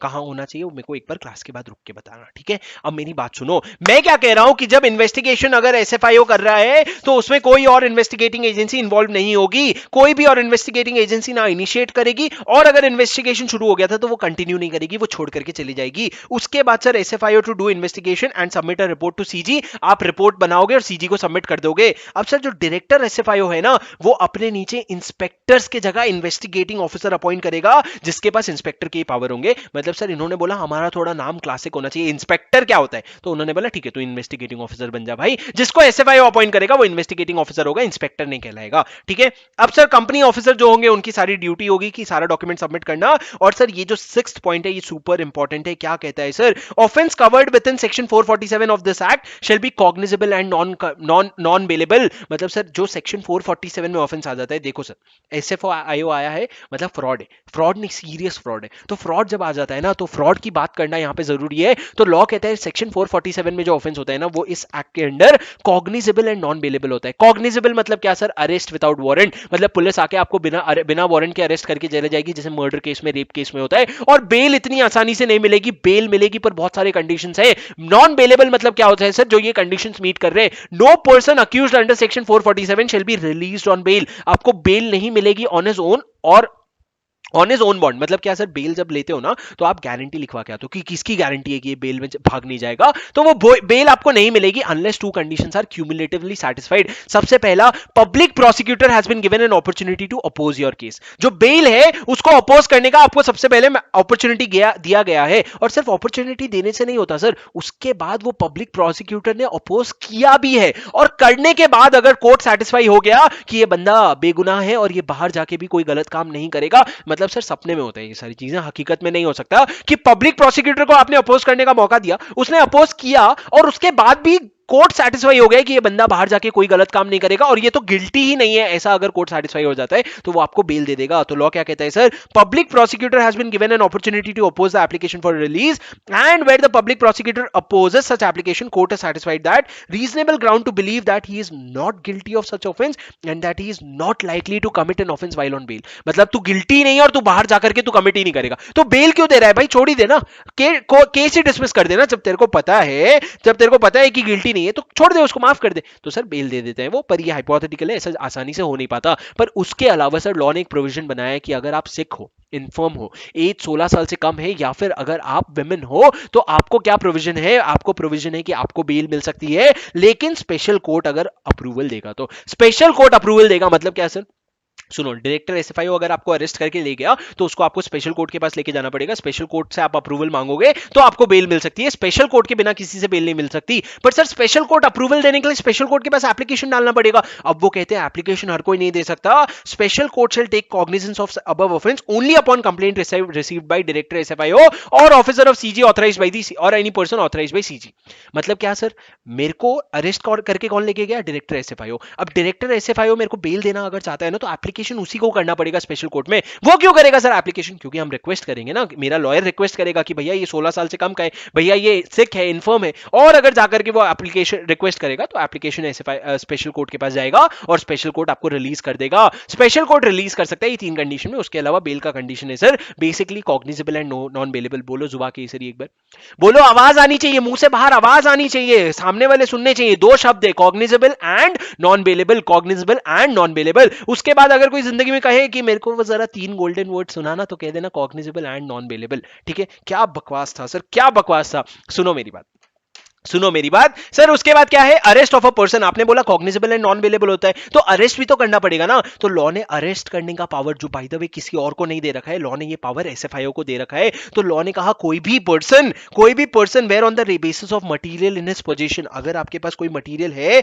और आप कौन हो? आप असिस्टेंट डायरेक्टर ऑफ एसएफआईओ के ऊपर के पोजीशन के हो। मैंने क्लास में आपको एसएफआईओ का चार्ट दिखाया था, उसमें मैंने आपको क्या समझाया था? जो आपके असिस्टेंट डायरेक्टर के ऊपर के पोजीशन के ऑफिसर्स हैं, officers more than above the assistant director position of SFIO has reasons to believe that a person is guilty of offense, he may arrest such person। अगर आपको 447 के फ्रॉड का offence लगता है तो आप उसको अरेस्ट कर सकते हो, लेकिन अरेस्ट करने का प्रोसीजर क्या होगा सर? 3 पॉइंट हमेशा ध्यान रखना कि अगर आप गए जयकांत शिकरे को अरेस्ट करने के लिए, तो आप अगर जयकांत शिकरे को अरेस्ट करने के लिए गए तो उसके सबसे पहले तो उसको इन्फॉर्म करने का ग्राउंड कि कौन से ग्राउंड में हम आपको अरेस्ट कर रहे हैं। उसके बाद आप क्या करोगे? उसको अरेस्ट करने के बाद जो भी आपके पास डॉक्यूमेंट्स थे, जो भी आपका अरेस्ट ऑर्डर था, उसको लेके अपने ही पप्पा को अपने एसएफआईओ के ऑफिस में भेज देना। Forward a copy of arrest order and material in his possession to SFIO in a sealed envelope. Obviously ना, ऐसे खुल्लम खुल्ला फेंकेंगे थोड़ी, ले कैच कर, सील्ड एनवेलप में भेज देना। उसके बाद सर जैसे ही अरेस्ट कर लोगे ना, 24 आवर्स के अंदर you will have to present him before special court और मजिस्ट्रेट। कौन सा मजिस्ट्रेट सर? जुडिशियल मजिस्ट्रेट हो सकता है या फिर मेट्रोपॉलिटन मजिस्ट्रेट हो सकता है, लेकिन मजिस्ट्रेट के सामने प्रेजेंट कर देना 24 आवर्स के अंदर। प्रेजेंट कर देना बोला मैंने, तुमने सुना ना? प्रेजेंट कर देना, हक ला करके सुनो, प्रेजेंट कर देना 24 आवर्स के अंदर। लेकिन 24 आवर्स में आने जाने का समय नहीं गिना जाएगा। 24 hours not to include time taken for journey from place of arrest to the court और मजिस्ट्रेट, जो भी समय है वो नहीं गिना जाएगा। तो अरेस्ट में सर सबसे पहले उसको ग्राउंड से इन्फॉर्म करना, सारे डॉक्यूमेंट्स भेज देना एसएफआईओ में, और उसको ले जाकर के कहां प्रेजेंट कर देना? उसको मजिस्ट्रेट के पास या फिर आपके स्पेशल कोर्ट के पास प्रेजेंट कर देना। ये दूसरा इंपॉर्टेंट पॉइंट है सर इस सेक्शन का। ये दूसरा इंपॉर्टेंट पॉइंट है। एक तो कॉग्निजेबल नॉन बेलेबल पे क्वेश्चन आता है, दूसरा इस पे क्वेश्चन आता है। अब सर खत्म हो गया, बस खत्म हो गया, एसएफआईओ ने अरेस्ट कर लिया, नॉन बेलेबल वाला ना सब चीजें कर ली। अब जो एसएफआईओ ने इन्वेस्टिगेशन किया है उस इन्वेस्टिगेशन का बनेगा रिपोर्ट, उस इन्वेस्टिगेशन का बनेगा रिपोर्ट, और रिपोर्ट जाएगा क्या, किसके पास, रिपोर्ट जाएगा सेंट्रल गवर्नमेंट के पास। लेकिन सर रिपोर्ट दो तरह का बनेगा, एक इंटरिम रिपोर्ट भी बन सकता है और एक फाइनल रिपोर्ट भी बनेगा। इंटरिम रिपोर्ट बनेगा अगर सीजी डायरेक्ट करेगा तो, नहीं तो फाइनल जो इन्वेस्टिगेशन रिपोर्ट है वो तो बनेगा ही कंप्लीशन पे। उसके अलावा सर मेरे को ये रिपोर्ट का कॉपी पढ़ने का है, हाँ तो जा कोर्ट में अप्लाई कर। किधर अप्लाई कर, कोर्ट में अप्लाई कर। इधर छोटा मोटा सेंट्रल गवर्नमेंट को एप्लीकेशन नहीं, सीधा कोर्ट में अप्लाई कर अगर तेरे को एसएफआईओ का रिपोर्ट पढ़ने का है तो। अब सर सुनो, जब एसएफआईओ ने रिपोर्ट अपना भेज दिया सेंट्रल गवर्नमेंट को, अब सेंट्रल गवर्नमेंट क्या करेगा, सेंट्रल गवर्नमेंट देखेगा कि रिपोर्ट से पता चल रहा है कि तुमने कोई फ्रॉड किया है। अगर सेंट्रल गवर्नमेंट देखेगा और उसको पता चल रहा है हाँ भाई फ्रॉड तो किया है, तो आपके अगेंस्ट प्रोसिक्यूशन शुरू करने के लिए एसएफआईओ को ही बोल देगा, तूने इन्वेस्टिगेशन किया ना, तेरे को दिख रहा है ना फ्रॉड है, जब प्रोसिक्यूशन कर ले। On receipt of the above report central government may after examination direct SFIO to order prosecution thereof और अगेंस्ट द कंपनी ऑफिसर्स। लेकिन सर सुनना, अगर जब आपके पास रिपोर्ट आया, रिपोर्ट देख करके आपको अगर लगा कि फ्रॉड हुआ है और फ्रॉड की वजह से किसी डायरेक्टर ने, किसी की मैनेजर ने, किसी ऑफिसर ने अनड्यू बेनिफिट या एडवांटेज लिया, कैसा अनड्यू बेनिफिट सर, उसने प्रॉपर्टी ले ली, कंपनी की एसेट ले लिया या कंपनी से कैश ले लिया, तो सर सेंट्रल गवर्नमेंट क्या करेगा, सेंट्रल गवर्नमेंट एनसीएलटी को एप्लीकेशन देगा। अब सेंट्रल गवर्नमेंट ने एसएफआईओ ने बोला हमारे और एक सिंघम को बुलाओ, एनसीएलटी को बुलाओ, एनसीएलटी ऑर्डर देगा कि भैया सबसे पहले तो डिस्गॉर्ज करो, डिस्गॉर्ज मतलब जो भी उसने लिया है उसको जब्त करो, और जो लिया है वो वापस पूरा कर नहीं पा रहा है ना, अगर एसेट बेच करके पैसे खा गया तो आप क्या करो, उसको पर्सनली लायबल कर दो, personally unlimited liability, disgorge such property, asset or cash and holding such director, key managerial person or officer personally liable without any limitation of liability, unlimited liability के साथ personally liable। मतलब sir सुन रहे हैं ना सुशील, अगर company के पैसे खाएगा, फ्रॉड करेगा तो आपसे आपके एसेट छीन लिए जाएंगे और साथ में आपको पर्सनली लायबल भी कर दिया जाएगा। लास्ट पॉइंट एसएफआईओ के बारे में, sharing is caring. Sharing is caring मतलब क्या सर, अगर आपका इन्वेस्टिगेशन चल रहा है तो आपके पास अगर कोई ऐसा इंफॉर्मेशन आता है जो बाकी अथॉरिटीज के लिए रेलेवेंट है तो उनको दे दो, या उनके पास अगर कोई ऐसा इंफॉर्मेशन आएगा तो वो आप तक दे देंगे। शेयरिंग इज केयरिंग, मिल बांट करके खाओ और कंपनी की बैंड बजाओ, ठीक है। सर अब मेरी बात सुनो, 210 का इन्वेस्टिगेशन हो गया, 213 का इन्वेस्टिगेशन हो गया और हमने 212 भी समझ लिया कि एसएफआईओ के पास इन्वेस्टिगेशन चला जाता है अगर सेंट्रल गवर्नमेंट को लगता है कि एसएफआईओ को इन्वेस्टिगेशन करना चाहिए। अब आगे बढ़ते हैं 214 और 15। 214 सर सिक्योरिटी डिपॉजिट की बात करता है। जब आप बोल रहे हो इन्वेस्टिगेशन होगा तो इन्वेस्टिगेशन शुरू करने के पैसे किधर से आएंगे भाई, डिपेंड करते हैं एप्लीकेशन 210 में आ रहा है कि 213 में आ रहा है। 213 में अगर एप्लीकेशन आ रहा है तो जो एप्लीकेंट है वो सिक्योरिटी डिपॉजिट के नाम पे पैसा देगा जो 25,000 रुपए से ज्यादा नहीं होगा। लेकिन अगर एप्लीकेशन 210 में आ रहा है ना, और 210 में भी स्पेशल रेजोल्यूशन के थ्रू एप्लीकेशन आ रहा है, तो जो लोग स्पेशल रेजोल्यूशन पास करके पैसे एप्लीकेशन दे रहे हैं वो लोगों को सिक्योरिटी डिपॉजिट देनी पड़ेगी। मतलब sir basically applicant will have to give a security deposit, a deposit to meet the cost and expenses of the investigation. जो शुरू में इंस्पेक्टर अपॉइंट करोगी, कौन देगा पैसा, उसका एप्लीकेंट देगा। कितना अमाउंट देगा सर, कितना अमाउंट देगा, कंपनी के टर्नओवर पे डिपेंड करता है, कंपनी के टर्नओवर पे, जो by the way balance sheet के हिसाब से, हाँ पीएनएल नहीं, बैलेंस शीट के हिसाब से जो कंपनी का टर्नओवर है, अगर अप टू 50 करोड़ है तो 10,000 रुपए, 50 करोड़ से 200 करोड़ है तो 15,000 रुपए, और 200 करोड़ के ऊपर है तो 25,000 रुपए तक का आपको क्या करना पड़ेगा, आपको सिक्योरिटी डिपॉजिट देना पड़ेगा। एक चीज याद रखना, कभी भी 25,000 से ज्यादा सिक्योरिटी डिपॉजिट नहीं जाएगा, ऐसा लॉ में लिखा हुआ है। उसके बाद सर सुनो, ये जो सिक्योरिटी डिपॉजिट है ना, ये रिफंड हो जाएगा अगर आपका जो इन्वेस्टिगेशन था दैट लीड्स टू प्रोसिक्यूशन, अगर कुछ एविडेंसेस मिले और प्रोसिक्यूशन में गए तो फिर आपका सिक्योरिटी डिपॉजिट रिफंड हो जाएगा, लेकिन अगर नहीं तो उसको खर्चा समझ के भूल जाना, ठीक है। अब सर 215 क्या है, 215 ये कहता है जो इंस्पेक्टर है वो इंडिविजुअल हो सकता है, कोई बॉडी कॉर्पोरेट फर्म ये लोग नहीं हो सकते, सिर्फ एक इंडिविजुअली इंस्पेक्टर हो सकता है। नो फर्म, बॉडी कॉर्पोरेट और other association shall be appointed as inspector. अब सर सुनो 216 एक अलग ही तरह का इन्वेस्टिगेशन है, समझना, investigation into the ownership of the company. कभी कभी क्या होता है, कंपनी के पीछे जो ओरिजिनल ओनर होता है वो शायद वो नहीं जो दिख रहा है, वो शायद दाऊद इब्राहिम है, वो शायद ओसामा बिन लादेन है। तो इस तरह के जो पीछे लोग होते हैं, तो ये कभी कभी जरूरी होता है कि ओनरशिप में इन्वेस्टिगेट करना, ताकि ये पता चले कि कंपनी के फायदे या नुकसान में सही में किसका फायदा या नुकसान है। तो ये इन्वेस्टिगेशन 216 के अंडर होता है। कौन ये इन्वेस्टिगेशन ऑर्डर कर सकता है सर, सीजी भी कर सकता है, एनसीएलटी भी कर सकता है। सुनो sir, where a CG has a reason to do so, it may appoint an inspector and investigate and report on the matter relating to the company and its member to determine the true person। उसका intention क्या है sir, to determine the true person who is financially interested in success or failure of the company, who controls or materially influences the policies of the company or has beneficial interest in the share or is beneficial owner of the company। Sir आप बस read मारो और कुछ नहीं हो रहा है, read मार रहे हो बस, तो सुन लो ना, याद करवा रहा हूं, अभी तो पहले रीड कर लिया, आप सुनो। तीन तीन पॉइंट में सर आपको क्या डिटरमाइन करना है? Determine the true person. कौन है सर वो बंदा जो तीनों में से कोई एक कैटेगरी में फॉल करता है? पहला, वो फाइनेंशियली इंटरेस्टेड है कंपनी के सक्सेस या फेलियर में। कंपनी आगे बढ़ेगी तो उसको पैसे मिलेंगे, कंपनी डूबेगी तो उसके पैसे जाएंगे, तो फाइनेंशियली इंटरेस्टेड। दूसरा, फाइनेंशियली इंटरेस्टेड नहीं है पर कंपनी को कंट्रोल करता है या मटीरियली इन्फ्लुएंस करता है, जैसे कि नेशनल स्टॉक एक्सचेंज में जो चित्रा जो सीईओ थी, उसके पीछे आनंद सुब्रमण्यम करके बंदा था जो मटीरियली कंट्रोल करता था या मटीरियली इन्फ्लुएंस करता था कंपनी के पॉलिसी को। वो बंदा पता लगाने के लिए कौन है। और तीसरा, has any beneficial interest in the shares of the company, मतलब शेयर्स आपके नाम पे है, आप शायद डायरेक्ट शेयर होल्डर नहीं हो लेकिन आप बेनिफिशियल ओनर हो। तो इस तरह में कोई भी कैटेगरी में आप फॉल करते हो तो वो डिटरमाइन करने के लिए सेंट्रल गवर्नमेंट ऑर्डर कर सकती है इन्वेस्टिगेशन, और सर इन्वेस्टिगेशन के लिए इंस्पेक्टर अपॉइंट होगा और वो रिपोर्ट बना के सेंट्रल गवर्नमेंट को देगा। लेकिन सीजी की जगह अगर ट्राइब्यूनल इन्वेस्टिगेशन कर रहे हैं तो सेंट्रल गवर्नमेंट एक इंस्पेक्टर अपॉइंट करके दे देगा कि ट्राइब्यूनल ने इन्वेस्टिगेशन ऑर्डर कर दिया, तुम इन्वेस्टिगेट कर लो। लेकिन सर ये समझना, ये पूरे कंपनी का इन्वेस्टिगेशन नहीं हो रहा है, कंपनी के एक स्पेसिफिक शेयर होल्डिंग का, शेयर कैपिटल का, फ्री रिजर्व का, किसी तो भी कैटेगरी का इन्वेस्टिगेशन हो रहा है। तो जब ये इन्वेस्टिगेशन होगा ना, तो जो ऑर्डर पास कर रहा है वो सेंट्रल गवर्नमेंट उसका स्कोप डिफाइन करेगा कि भैया ऐसा नहीं कंपनी में तुम किसी को भी छेड़ रहे हो, you will define the scope of investigation कि किस मैटर का इन्वेस्टिगेशन होगा, कितने समय तक जाकर के इन्वेस्टिगेशन कर सकते हो, क्या कोई स्पेसिफिक पीरियड है जिसका इन्वेस्टिगेशन होना चाहिए, and limit matters to particular shares और डिबेंचर्स। एक स्पेसिफिक शेयर या डिबेंचर को लिमिट कर सकते हो।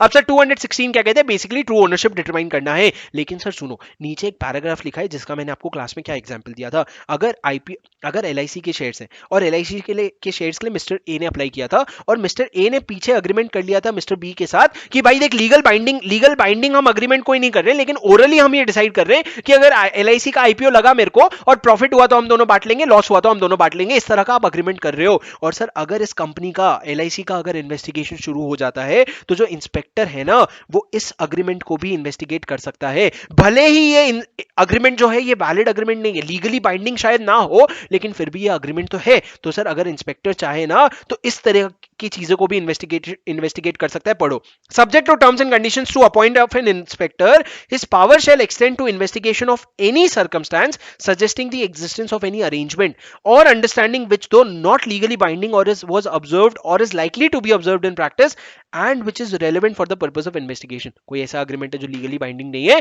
उसको भी आप इन्वेस्टिगेशन कर सकते हो, उतना ही बोल रहे हैं बस। ठीक है सर, समझे? सर आप हो मेरे साथ? कोई है मेरे साथ यहां पे?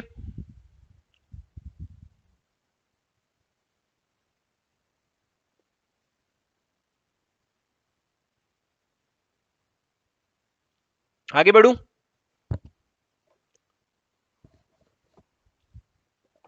हाँ जी सर, चलो चलो चलो। Thanks Shivam, thanks for the motivation. तेरे को एग्जाम के पहले भी मैं ऐसा ही मोटिवेशन दूंगा, याद रखना। नालायक कहीं का, इसलिए बोला था, वो नेफ्यू मेरा अच्छा है तेरे से, बोलता नहीं है हालांकि। चलो चलो चलो चलो चलो चलो चलो 216 के बाद क्या हो गया सर? 216 हो गया ओनरशिप का, ओनरशिप की बात खत्म हो गई। 217 18 पढ़ने के पहले 219 में चलते हैं, जो आखिरी स्टेज ऑफ इन्वेस्टिगेशन है। कौन सा इन्वेस्टिगेशन है सर? आप रिलेटेड कंपनीज का इन्वेस्टिगेशन कर रहे हो। मतलब अगर रिलायंस जियो का इन्वेस्टिगेशन शुरू हुआ तो उसके बेसिस पे आप रिलायंस इंडस्ट्रीज लिमिटेड, रिलायंस जियो की सब्सिडरी, रिलायंस जियो की कोई और रिलेटेड कंपनी है, सबका इन्वेस्टिगेशन शुरू कर सकते हो। बट बस एक ही चीज है दोस्त, सेंट्रल गवर्नमेंट का अप्रूवल ले लेना। अगर इस कंपनी का जिसका हमने इन्वेस्टिगेशन बोला है उसके अलावा किसी और कंपनी में हाथ मारने जा रहा है ना, तो सेंट्रल गवर्नमेंट का अप्रूवल ले लेना। क्या लिखा है सर? इफ द इंस्पेक्टर, ये इंस्पेक्शन नहीं होगा, इंस्पेक्टर होगा। If the inspector appointed for investigation under section 210 और 212 13 16 कंसिडर्स इट नेसेसरी। सर सुनो, 210 में, 212 में, 213 में कहीं भी इंस्पेक्टर अपॉइंट हुआ हो और उसको लग रहा है कि मेरे को कहीं और इन्वेस्टिगेशन करना चाहिए, 216 यहां कवर्ड ही नहीं है सर। 216 कवर्ड ही नहीं है क्योंकि आपको तो एक स्पेसिफिक कंपनी का ओनरशिप ढूंढने बोले ना, ऊपर नीचे कहीं मत जाओ तुम। 210 12 13 में इन्वेस्टिगेशन हो रहा है और अगर उसका इंस्पेक्टर को ये लगता है that for the purpose of investigation to investigate affairs of the following company it may do so with the prior approval of the central government. 5 लोगों का आप इन्वेस्टिगेशन शुरू कर सकते हो सर। पहला, आपकी कंपनी का सब्सिडरी होल्डिंग या फिर होल्डिंग कंपनी का सब्सिडरी, मतलब आपकी को सब्सिडरीज। ठीक है, उसके अलावा सर कोई कंपनी जिसमें आपका मैनेजिंग डायरेक्टर या मैनेजर, आज जो मैनेजिंग डायरेक्टर या मैनेजर है वो पहले एमडी मैनेजर हुआ करता था, या वो कंपनी जहां पे आपके पुराने एमडी मैनेजर अभी काम करते हैं, वो कंपनी जहां तुम्हारा आज का मैनेजिंग, सर आप दो ही मैनेजिंग डायरेक्टर को देखो कि आज जो आपके एमडी मैनेजर हैं और जो पहले आपके एमडी मैनेजर हुआ करते थे, तो जो आज एमडी मैनेजर हैं वो जिस कंपनी में पहले एमडी मैनेजर हुआ करते थे वो सारी कंपनी का इन्वेस्टिगेशन कर सकते हो, और आपकी कंपनी में जो पुराने एमडी मैनेजर थे वो आज जिस कंपनी में एमडी मैनेजर हैं उनका इन्वेस्टिगेशन कर सकते हो। लॉ कभी इस पे क्वेश्चन इंस्टीट्यूट कभी इस पे घुसा नहीं, आप बस समझ लो अगर एमडी मैनेजर किसी तरीके से भी रिलेटेड है ना, आप इन्वेस्टिगेशन शुरू कर सकते हो। उसके अलावा sir nominee director of the company, अगर आप अपनी कंपनी के किसी और कंपनी में नॉमिनी डायरेक्टर बैठा रखे हो मतलब आप उस कंपनी में कुछ तो इन्फ्लुएंस रखते हो, तो उसका भी इन्वेस्टिगेशन हो सकता है। कोई भी ऐसी कंपनी जिसका बोर्ड ऑफ डायरेक्टर जो है वो आपकी कंपनी की बात मानेगा, डायरेक्शन या इंस्ट्रक्शन मानेगा, उस कंपनी का भी इन्वेस्टिगेशन कर सकते हो। या किसी पर्सन का, पर्सन बीइंग कौन, managing director, manager, employee of the company, managing director, manager, कोई और डायरेक्टर नहीं लिखा है सर, मैनेजिंग डायरेक्टर, मैनेजर और कोई और एम्प्लॉय है तो उनका भी इन्वेस्टिगेशन कर सकते हो। सर क्या इंडिपेंडेंट डायरेक्टर का इन्वेस्टिगेशन कर सकते हैं? अगर रिलायंस जियो का इन्वेस्टिगेशन हो रहा है तो क्या रिलायंस जियो के इन्वेस्टिगेशन इंडिपेंडेंट डायरेक्टर का इन्वेस्टिगेशन कर सकते हैं? The answer is no. ठीक है सर। अब सर चलो 219 हो गया, 219 का इन्वेस्टिगेशन हो गया, चारों तरह के इन्वेस्टिगेशन हो गए, एसएफआईओ का भी इन्वेस्टिगेशन हो गया। अब इंस्पेक्टर के पावर क्या है सर? बेसिक इंस्पेक्टर के पावर है वही चीजें जो आप ऑलरेडी पढ़ चुके हो। जैसे कि सबसे पहले अगर इंस्पेक्टर ने आपको नोटिस भेजा है तो कंपनी और उसके ऑफिसर और उनके एम्प्लॉय की क्या ड्यूटी हो जाएगी? To preserve and produce books and papers to give inspector the necessary assistance in connection with such investigation. मतलब सर बुक्स और पेपर्स प्रिजर्व करोगे और प्रोड्यूस करोगे और उनको जो भी असिस्टेंस चाहिए वो दे दोगे। हमको पता है, ठीक है, बार बार मत बताओ, हमको पता है, ठीक है। अभी और भी चीजें बतानी है जो बार बार आपको पता है, लेकिन सुन लो मेरी बात। सर अगर रिलायंस जियो का इन्वेस्टिगेशन चल रहा है तो क्या मैं किसी भी रिलायंस जियो के ऑफिसर या एम्प्लॉय को बुला सकता हूं? बिल्कुल बुला सकते हो। लेकिन क्या रिलायंस जियो के अलावा, चलो रुक जाओ, पहले ये क्वेश्चन का बताओ, रिलायंस जियो का अगर इन्वेस्टिगेशन चल रहा है उसके अलावा मैं चाहता हूं रिलायंस जियो छोड़ मैं टाटा पावर का इन्वेस्टिगेशन भी कर लेता हूं, रिलायंस जियो के साथ साथ टाटा पावर का भी इन्वेस्टिगेशन कर लेता हूं, क्या आप कर सकते हो? सर आप इन्वेस्टिगेशन तो नहीं कर सकते, लेकिन आप चाहो अगर तो टाटा पावर से डॉक्यूमेंट्स मंगवा सकते हो। क्या लिखा है सर? इंस्पेक्टर में require body corporate other than body corporate under investigation. मतलब जिस बॉडी कॉर्पोरेट का इन्वेस्टिगेशन चल रहा है उसके अलावा किसी और बॉडी कॉर्पोरेट को आप बोल सकते हो इन्फॉर्मेशन फर्निश करो या डॉक्यूमेंट फर्निश करो, और इसके लिए आपको किसी का अप्रूवल नहीं लगेगा। मतलब रिलायंस जियो का अगर इन्वेस्टिगेशन चल रहा है तो आप टाटा पावर से इन्वेस्टिगेशन के लिए रिपोर्ट से इन्फॉर्मेशन मंगवा सकते हो, कोई नहीं रोकेगा आपको, किसी का अप्रूवल नहीं चाहिए आपको। अब सर जो इन्फॉर्मेशन या डॉक्यूमेंट्स मंगवा रहे हो वो आपने अपने पास 180 डेज के लिए रखोगे, लेकिन 180 डेज के बाद आप वापस कर दोगे, अगर चाहिए तो फर्दर 180 डेज के लिए मंगवा सकते हो। सर मतलब क्या? भले ही इन्वेस्टिगेशन हो रहा है लेकिन जब इज्जत से मंगवा रहे हो ना तो 180 डेज तक के लिए रखोगे। आगे चल के मैं आपको कुछ कॉन्ट्राडिक्टरी बताऊंगा। अब सर सुनो, एग्जामिनेशन ऑन ओथ क्या होता है? एग्जामिनेशन ऑन ओथ मतलब क्या सर? अगर आप किसी बंदे को बुला करके उनका उनका उनका स्टेटमेंट लेना चाहते हो तो कोई भी ऑफिसर, एम्प्लॉय और agent of the company being investigated, मतलब रिलायंस जियो का इन्वेस्टिगेशन हो रहा है तो उसके ऑफिसर, एम्प्लॉय या एजेंट या फिर कोई भी और पर्सन जो उस कंपनी से रिलेटेड नहीं है लेकिन उसको बुलाने के लिए सीजी का अप्रूवल लगेगा। और अगर एसएफआईओ इन्वेस्टिगेशन कर रहा है तो सीजी का नहीं, डायरेक्टर का अप्रूवल लगेगा। मतलब सर सुनो, आप दुनिया में किसी को भी इन्वेस्टिगेशन के लिए बुला सकते हो, एग्जामिनेशन ऑन ओथ के लिए बुला सकते हो, लेकिन जिस कंपनी का इन्वेस्टिगेशन चल रहा है ना अगर उसी का बंदा है तो किसी का अप्रूवल नहीं लगेगा, लेकिन उसके अलावा बाहर किसी का बंदा है तो आपको सेंट्रल गवर्नमेंट का अप्रूवल लेना पड़ेगा। अप्रूवल लेने के बाद आप क्या कर सकते हो? आप उनको बुला सकते हो, आप उनको बोल सकते हो to appear before him personally कि आ भाई मेरी ऑफिस में मुझसे मिल, और आप जब उसको बुलाओगे ना तो notes of such examination to be in writing, read over, उसको पढ़ के सुनाना और साइन कर लेना by the person examined and can be used as an evidence in the court. मतलब क्या सर? वो शिवम को बुलाएंगे, बैठाएंगे, एक थप्पड़ मारेंगे सबसे पहले तो, क्यों? मेरा एग्जाम्पल मेरा मन। उसके बाद क्या करोगे सर? आप थप्पड़ मारने के बाद अब उससे इन्वेस्टिगेशन करना शुरू करोगे, उससे स्टेटमेंट लोगे, सारी चीजें लिखोगे, उसको पढ़ करके सुनाओगे, और उसके बाद शिवम बुरा नहीं लगा ना भाई? बुरा नहीं माना ना?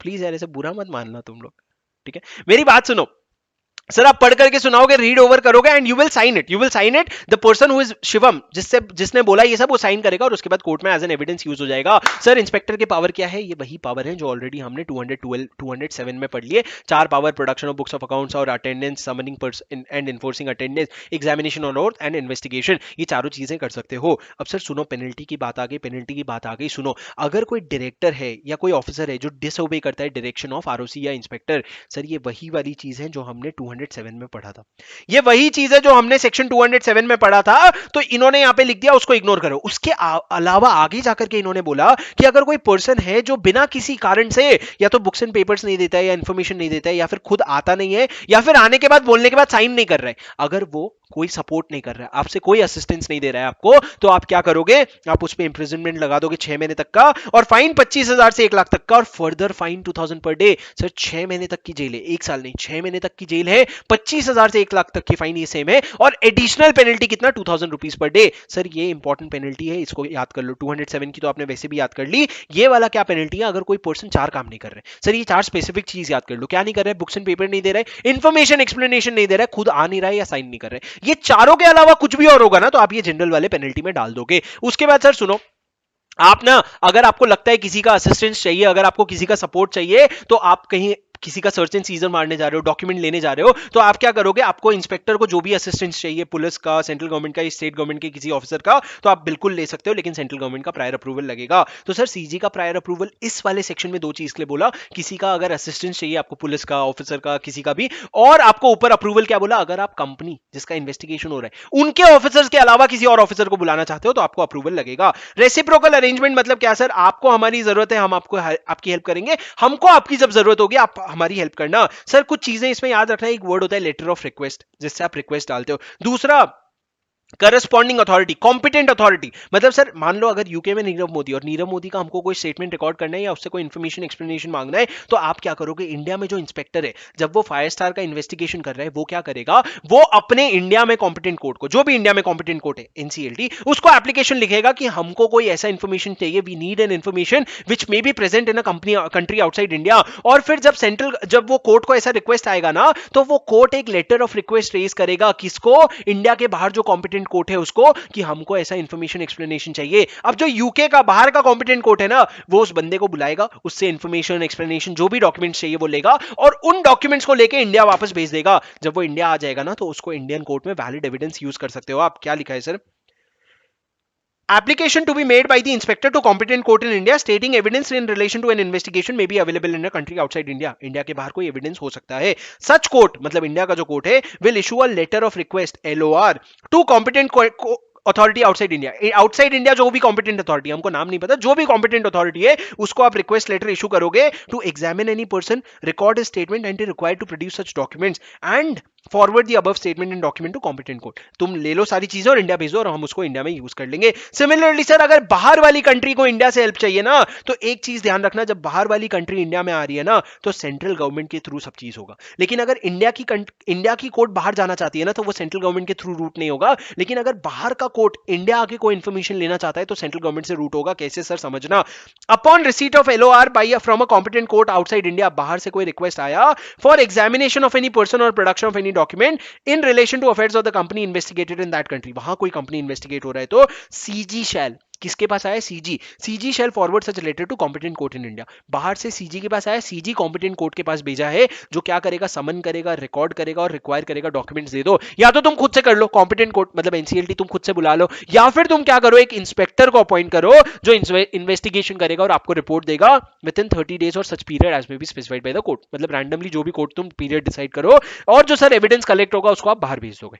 अब वो बाहर की कंट्री में एज एन एविडेंस यूज हो पाएगा नहीं हो पाएगा, वो वहां का लॉ बताएगा। लेकिन तुम क्या करोगे, उसको जब भेजोगे ना, तो तुम सीजी के थ्रू भेजोगे, सीजी उसको बाहर भेज देगा। मतलब ये ध्यान रखना सर, यहाँ पे सीजी का इंपॉर्टेंस बहुत ज्यादा हो जाता है। बाहर वाला बंदा इंडिया में आने के पहले सीजी के थ्रू आता है, समझे सर। ये था 217 जो पावर ऑफ इंस्पेक्टर की बात करता है। उसके अलावा सर 218 क्या कहता है सर, 218 कहता है protection of an employee during investigation. सुनो, अगर अगर अगर अगर रिलायंस जियो का इन्वेस्टिगेशन चल रहा है और रिलायंस जियो अपने इन्वेस्टिगेशन के दौरान किसी को निकालना चाहते हैं, किसको निकालना चाहता है, मान लो वो मुकेश अंबानी को निकालना चाहता है, या फिर आप ये समझ लो कि रिलायंस जियो का नहीं, मुकेश अंबानी का इन्वेस्टिगेशन चल रहा है, और क्योंकि रिलायंस जियो को, जैसे मैं आपको बताता हूं अभी न्यूज था, ठीक है, एक्सिस म्यूचुअल फंड जो है सेबी के इन्वेस्टिगेशन के अंडर आ गया है। अब सर जैसे ही एक्सिस म्यूचुअल फंड जो सेबी के इन्वेस्टिगेशन के अंडर आया ना, तो उसके 2-3 फंड मैनेजर थे, जो लोग फंड्स मैनेज करते थे, उन लोग के ऊपर एलिगेशन लगाए, उन लोग का इन्वेस्टिगेशन चल रहा है, अभी तक कोई कन्विक्शन नहीं हुआ है, कोई प्रोसिक्यूशन नहीं हुआ है,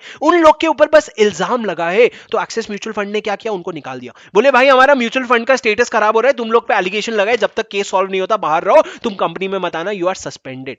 तो सर लॉ इसलिए बना है कि अगर आप अपने किसी एम्प्लॉय को जिसके ऊपर इन्वेस्टिगेशन चल रहा है, या फिर आप वो कंपनी हो जिसके ऊपर इन्वेस्टिगेशन चल रहा है, और आप क्या करना चाहते हो, किसी एम्प्लॉय को निकालना चाहते हो, सस्पेंड करना चाहते हो, डिसमिस करना चाहते हो, या उसको डिमोट करना चाहते हो, नीचा दिखाना चाहते हो, कुछ भी करना चाहते हो ना, आपको ट्राइब्यूनल का अप्रूवल लेना पड़ेगा। सर सुनो क्या लिखा है, if during the course of investigation under, यहां पे सब आ गए सर, यहां पे 216 भी आ गया, कोई भी इन्वेस्टिगेशन के अंडर या फिर pendency of proceeding under chapter 16 prevention of operation mismanagement. Sir अगर आपकी कंपनी पे ऑपरेशन मिसमैनेजमेंट का केस लगा है तो क्या होगा सर, सुनो, और उस दौरान अगर कंपनी जो है वो प्रपोज करती है कि टू डिस्चार्ज और सस्पेंड एनी एम्प्लॉय, आप डिस्चार्ज या सस्पेंड करने की बात कर रहे हो, और punish him by removal, reduction in rank और अदरवाइज, और to change his terms to his disadvantage, उसको सस्पेंड करना चाहते हो, डिसमिस करना चाहते हो, या उसका टर्म्स उसके अगेंस्ट में चेंज कर रहे हो, तो आप करने के पहले द कंपनी, बॉडी कॉर्पोरेट और other person shall obtain the approval of tribunal of the action proposed, tribunal may raise such objection by way of notice, आप ट्राइब्यूनल का अप्रूवल लोगे और ट्राइब्यूनल नोटिस इशू करके ऑब्जेक्शन रेज कर सकती है। तो सर कंपनी क्या करेगी, कंपनी एप्लीकेशन देगी ट्राइब्यूनल को, अब क्या होगा, या तो tribunal approval receive with in 30 days, tribunal ने अप्रूव कर दिया, या फिर नो अप्रूवल और ऑब्जेक्शन विद इन 30 डेज, मतलब ट्राइब्यूनल शांत रही तो आप क्या करो, आप निकाल दो। लेकिन अगर ऑब्जेक्शन रेज किया ट्राइब्यूनल ने 30 दिन के अंदर अंदर, और आप उस ऑब्जेक्शन से सेटिस्फाई हो गए कि हाँ भाई सही तो बोल रहे हैं, क्यों निकालने, तो मत निकालो। लेकिन अगर आप उस ऑब्जेक्शन से सेटिस्फाइड नहीं हो तो आप फर्दर 30 डेज के अंदर एनसीएलएटी के पास अपील कर सकते हो। Company not satisfied with objection, prefer an appeal with NCLAT, और order of NCLAT will be final and binding, आपको फाइनल ऑर्डर दे देगा। सर सुनो क्या सेक्शन है, सर आप अगर कंपनी हो जिसका इन्वेस्टिगेशन चल रहा है, या फिर कोई और पर्सन जिसका इन्वेस्टिगेशन चल रहा है जो आपकी कंपनी में एम्प्लॉय है, कुछ भी केस में अगर आप किसी एम्प्लॉय को निकालने की बात कर रहे हो ना, तो आप ट्राइब्यूनल का अप्रूवल ले लेना। ट्राइब्यूनल का अप्रूवल लेने जाओगे, ट्राइब्यूनल ऑब्जेक्शन रेज कर सकते हैं 30 दिन के अंदर, अगर 30 दिन के अंदर ऑब्जेक्शन रेज किया तो बात करते हैं, नहीं रेज किया या फिर अप्रूवल दे दिया तो निकाल दे। लेकिन अगर ऑब्जेक्शन रेज किया तो आप सेटिस्फाइड हो गए ऑब्जेक्शन से, हाँ तो चुप हो जा, नहीं अगर सेटिस्फाइड हो तो आप एनसीएलटी में जाके अपील फाइल कर रहे हो, लेकिन एनसीएलटी का जो भी ऑर्डर होगा वो फाइनल और बाइंडिंग होगा। ये था 218 सर, जो प्रोटेक्शन ऑफ एम्प्लॉइज करता है। अब sir 220 is similar to 209 which talks about search and seizure. 220 is similar to 209 which talks about search and seizure. Sir ये जो search and seizure है ना, ये 220 वाला search and seizure, ये देखो ये 220 कहाँ पे है, ये इन्वेस्टिगेशन के अंडर है, इंस्पेक्शन नहीं, इन्वेस्टिगेशन के अंडर, मतलब आप सर्च एंड सीजर इन्वेस्टिगेशन के दौरान कर रहे हो। Power seizure of documents by the investigator, क्या हो रहा है सर, सुनना, अगर इंस्पेक्टर को has reasonable ground to believe that the books and papers, किसके books and papers sir, company के, मैनेजिंग डायरेक्टर, मैनेजर या अदर बॉडी कॉर्पोरेट, वहां पे कौन था, कंपनी की, manager person, director, auditor, CS, यहां पे कौन है, कंपनी, मैनेजिंग डायरेक्टर, मैनेजर और अदर बॉडी कॉर्पोरेट, मतलब ऑडिटर और सीएस नहीं है। अगर इन लोगों के बुक्स जो हैं वो डिस्ट्रॉय, ऑल्टर, म्यूटिलेट, फॉल्सिफाइड या सीक्रेटेड होंगे तो इंस्पेक्टर जो है बिना किसी के अप्रूवल के irrespective of the business hours, 6 बज रहे हैं, रात के 2 बज रहे हैं, 1 बज रहे हैं, कोई फर्क नहीं पड़ता, इंस्पेक्टर जो है वो जाकर के क्या कर सकता है, सर्च एंड सीजर कर सकता है। आपको लैंग्वेज पता है, जो सर्च एंड सीजर करके इस बार आप डॉक्यूमेंट्स लाओगे ना, अगर आप इज्जत से मांगे होते तो 180 डेज रखते, लेकिन सर्च एंड सीजर करके ले आए ना, मतलब कुछ तो गड़बड़ है, till the conclusion of investigation आप इसको रखोगे, और जब आप रिटर्न भी करने जा रहे हो ना, तो इन्वेस्टिगेशन में रिटर्न भी करने जाने के पहले आप उसका कॉपीज ले लोगे या एक्सट्रैक्ट ले लोगे, और उस पर आइडेंटिफिकेशन मार्क्स भी लगा सकते हो। अब सर आपके पास वापस मंगवाने का कोई प्रोविजन नहीं है इसमें, क्योंकि भाई अभी इन्वेस्टिगेशन खत्म हो गया ना, अब क्या वापस मंगवाएगा, जो करना था तूने कर लिया।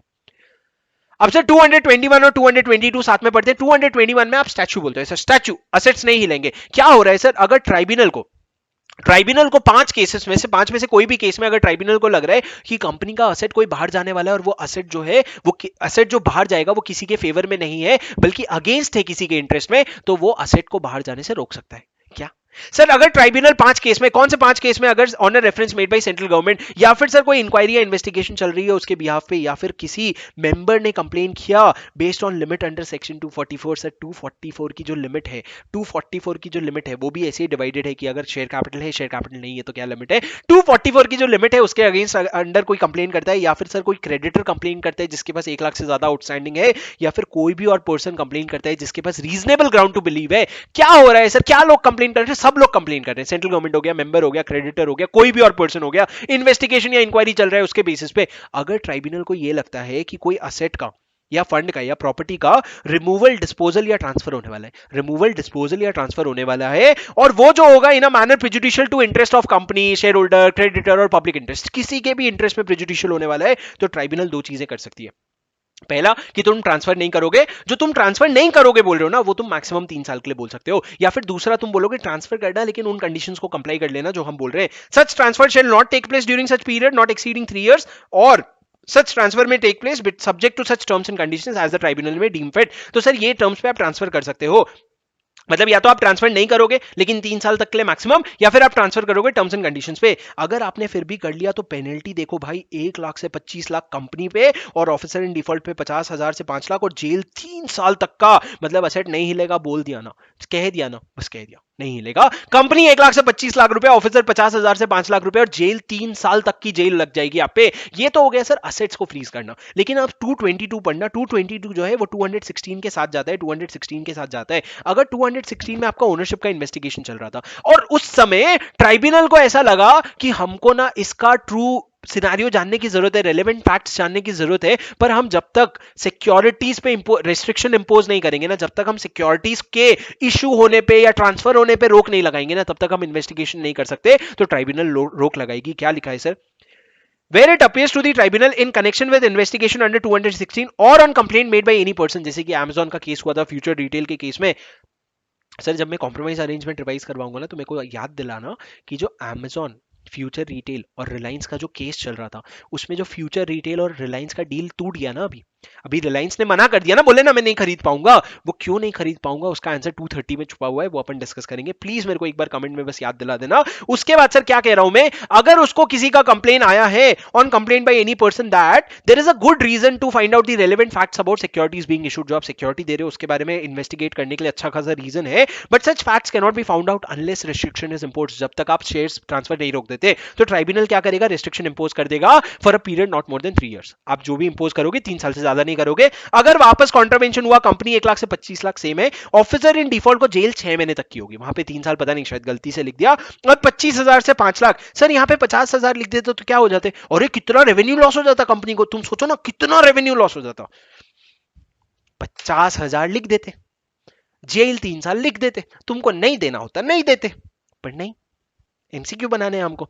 सर सुनो, 223 क्या है, बेसिक है, बहुत डेप्थ में नहीं घुसेंगे। 223 कहता है रिपोर्ट बनेगा इंस्पेक्टर का। आपको पता है इंस्पेक्टर इंटरिम रिपोर्ट बनाता है अगर उसको सेंट्रल गवर्नमेंट कहता है, और अगर सेंट्रल गवर्नमेंट नहीं कहता तो वो एक फाइनल रिपोर्ट बना करके सबमिट कर देता है। वो इन राइटिंग होना चाहिए, ठीक है, वो राइटिंग होना चाहिए। और अगर आप चाहो तो उस रिपोर्ट का कॉपी ले सकते हो, लेकिन आपको सेंट्रल गवर्नमेंट को एप्लीकेशन देना पड़ेगा। सर एसएफआईओ का रिपोर्ट का अगर कॉपी चाहिए तो आप कोर्ट को एप्लीकेशन देते हो, लेकिन अगर इंस्पेक्टर का नॉर्मल एसएफआईओ वाला इन्वेस्टिगेशन नहीं, नॉर्मल इन्वेस्टिगेशन हो रहा है, तो उसका रिपोर्ट आप सीजी से ऑब्टेन कर सकते हो। ये ठीक है सर। 224 क्या है समझना, 224 बहुत इंपॉर्टेंट है। अब जब सीजी के पास रिपोर्ट आया इंस्पेक्टर का, तो क्या हो सकता है, सबसे पहला चीज, अगर उसको लगता है किसी कंपनी ने या किसी कंपनी के किसी ऑफिसर ने एम्प्लॉय ने फ्रॉड किया है या फिर क्रिमिनली लायबल है वो, तो अगर क्रिमिनली लायबल है तो उसके अगेंस्ट प्रोसिक्यूशन शुरू कर देगा।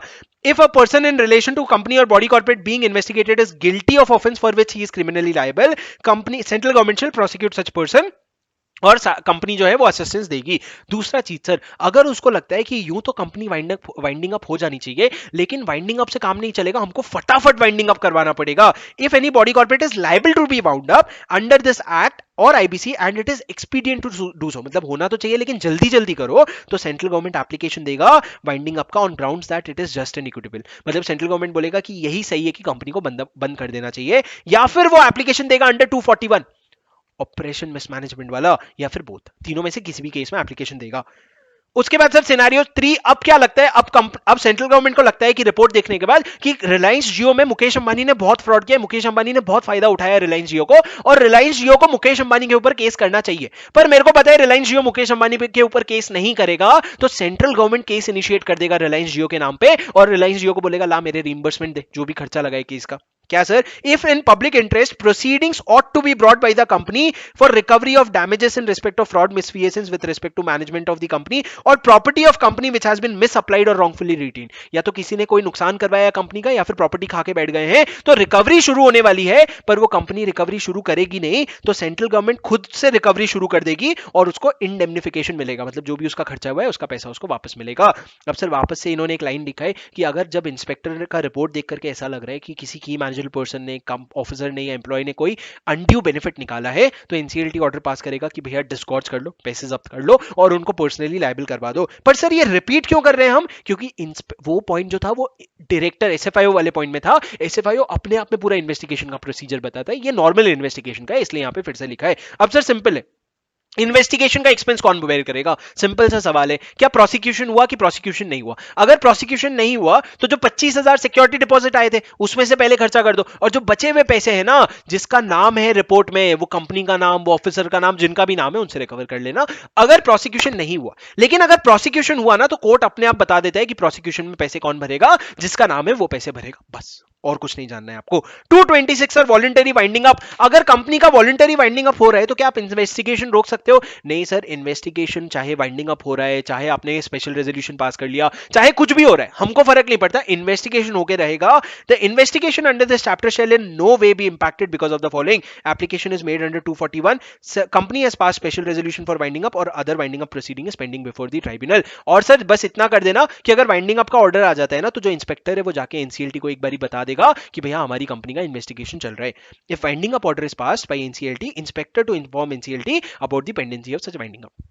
सर अब आ जाते हैं, इन्वेस्टिगेशन आपका चल रहा है तो आप क्या कंपनी के लीगल एडवाइजर से या कंपनी के बैंकर से इंफॉर्मेशन मंगवा सकते हो? Can you ask the company's adviser, legal adviser और banker to give information? Law says that आप लीगल एडवाइजर से कोई भी प्रिविलेज्ड कम्युनिकेशन नहीं मांग सकते except for the name and address of the company being investigated. Nothing in this chapter shall require disclosure to the tribunal, किसी को भी, ट्राइब्यूनल, सेंट्रल गवर्नमेंट, आरओसी, किसी को भी नहीं डिस्क्लोज करना है by legal adviser of any privileged communication made by him in that capacity except name and address. लेकिन सर बैंकर की जब बात आती है ना, तो लॉ ने कहा बैंकर को ना जिस बॉडी कॉर्पोरेट का इन्वेस्टिगेशन हो रहा है उसके अलावा किसी भी और बॉडी कॉर्पोरेट का इंफॉर्मेशन नहीं दे सकते।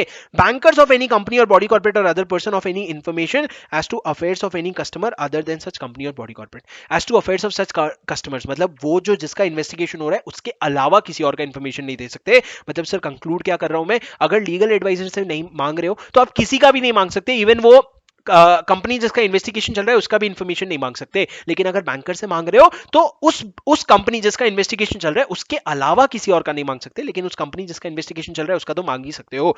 228, The provision of this chapter shall not apply mutatis mutandis to foreign company। अगर फॉरेन कंपनी के इन्वेस्टिगेशन की बात आई तो प्रोविजन म्यूटेटिस म्यूटेंडिस अप्लाई हो जाएगा। और 229 कहता है पनिशमेंट ऑफ फ्रॉड, और अगर आपने कोई डॉक्यूमेंट को म्यूटिलेट करने की, डिस्ट्रॉय करने की या फिर फॉल्स स्टेटमेंट बनाने की कोशिश की तो आप 447 के अंडर लायबल हो जाओगे। That's it, guys. I really hope you enjoyed the session. I hope you learned a lot. And I have a sincere request. Do make sure that you like the video. आपको बहुत ज़्यादा मेहनत नहीं लगेगी, but मुझे बहुत अच्छा feel होगा. Do make sure that if you enjoyed the revision video, do like it, do share it with your friends. आपको लगता होगा सबको पता है, but सबको नहीं पता है, आपको फैलाना है कि ऐसे revision videos है. And do make sure that you subscribe to this channel so that you get notified about all the latest revision videos and amendment for CA Final November 22 that keeps on coming in this particular channel. Thanks a lot for watching. Do make sure that you comment, because as I always say, your appreciation is my motivation. Until then, guys, bye bye.